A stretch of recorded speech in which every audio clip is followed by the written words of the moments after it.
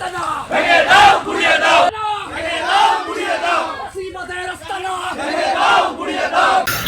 প্রিয় ছাত্র জনতা ভাই বোনেরা, আপনারা অবগত আছেন দীর্ঘ 16টি বছর তুলে তুলে বাংলাদেশটা শেষ করে দিয়েছে আওয়ামী ফ্যাসিস্ট শেখ হাসিনার নেতৃত্বে।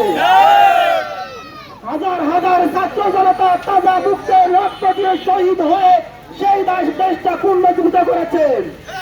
ছাত্র জনতা রক্তের পরে দাঁড়িয়ে যদি কেউ সেই আওয়ামী সন্ত্রাসকে পূর্ণ প্রতিষ্ঠিত করতে চায়, ছাত্র জনতা মেনে নেবে না, মেনে নেবে না, মেনে নেবে না। আপনারা জানেন বাংলাদেশের ছাত্র জনতা জীবন দিতে শিখেছে, জীবন দিয়ে তাদের পূর্ণ অধিকার দাবি আদায় করাই যাবে ইনশাআল্লাহ। আগামী 15 দিনের ভিতরে আপনারা রাষ্ট্র কাঠামো পরিষ্কার করে পূর্ণ আইন শাসন প্রতিষ্ঠা করে আওয়ামী লীগকে নিষিদ্ধ করতে হবে। অন্যথায় পুরো বাংলাদেশের ছাত্র সমাজ, পুরো বাংলাদেশটা তামা তামা করে ফেলাবে ইনশাআল্লাহ।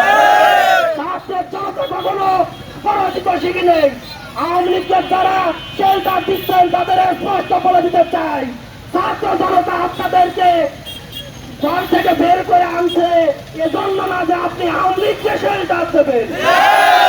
আপনারা স্পষ্ট শুনেন, আমার ভাইয়ের রক্তে এ দেশটা স্বাধীন হয়েছে, আপনাদেরকে আওয়ামী লীগকে পুনর্বাসিত করার জন্য নয়।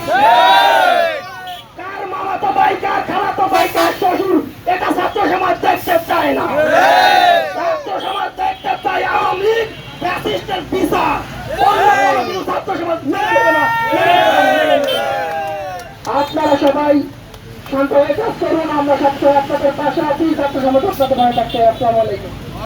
কালার এক্সপার্ট, জর্জ স্যাপ এবং মাইল্ড অন হ্যান্ডস টেকনোলজি সমৃদ্ধ অরিক্স ক্রিস্টাল ওয়াশ আপনার আমরা আজকে দর্শকগণকে বলে দিতে চাই, আপনারা যে রাজনৈতিক ব্যক্তিবৃন্দ, প্রশাসনের যে আমলারা, প্রশাসনের কর্মকর্তারা, আপনারা আওয়ামী লীগকে আবার পুনর্বাসনের যে প্রচেষ্টা চালাচ্ছেন, আপনারা দোকান স্বর্গে বসবাস করছেন।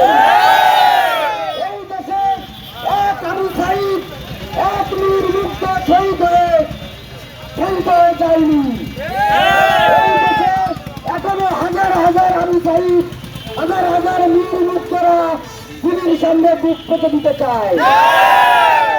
আপনারা আগামী দিনে এই ফ্যাসিবাদ বিরোধী আন্দোলনে শরীক হওয়ার জন্য ডাক আসতে পারে, আপনারা আবার রাজপথে আসবেন। আজ অত্যন্ত দুঃখের সাথে আমাদের বলতে হয়, আমরা আমাদের শহীদ ভাইদের রক্তের প্রতিদান সঠিকভাবে আদায় করতে পারিনি। আমরা তাদের রক্তের প্রতিদান এই জন্য আদায় করতে পারিনি কারণ গণঅভ্যুত্থানের আজ প্রায় 9 মাস পর এসেও এই আওয়ামী লীগকে আমরা নিষিদ্ধ করতে পারিনি। এর জন্য আমরা অত্যন্ত ব্যর্থ। এর দায় আমাদের সরকারের। আমি আমাদের সরকারের উদ্দেশ্যে বলতে চাই, আমাদের সরকারের অতি দ্রুত এই আওয়ামী লীগকে রাষ্ট্রীয়ভাবে নিষিদ্ধ করতে হবে। পয়লা ভাগার আন্দোলনে যারা এই আন্দোলনকে ব্যাহত করতে যারা বাধার সৃষ্টি করেছিল, যারা আক্রমণ করতে এসেছিল, তারা এখনো এই রামপালের মাটি থেকে ঘুরে বেড়ায়। এখনো দেখতে পারি তারা নিশ্চিন্তে বাসায় ঘুমায়। আমরা চাই আওয়ামী লীগ নিশ্চিন্তে বাসায় ঘুমাক, কিন্তু সেটা তাদের বাসায় নয়, জেলখানায় ঘুমাবে। আমরা সকলে অবগত আছি, গতকালকে খুলনা 0 পয়েন্টে আওয়ামী লীগ একটি মিছিল করেছে। বর্তমানে যেটি খুলনার জন্য এটি এর দায় সম্পূর্ণ খুলনার নিতে হবে এবং খুলনার প্রশাসন এর দায় নিতে হবে।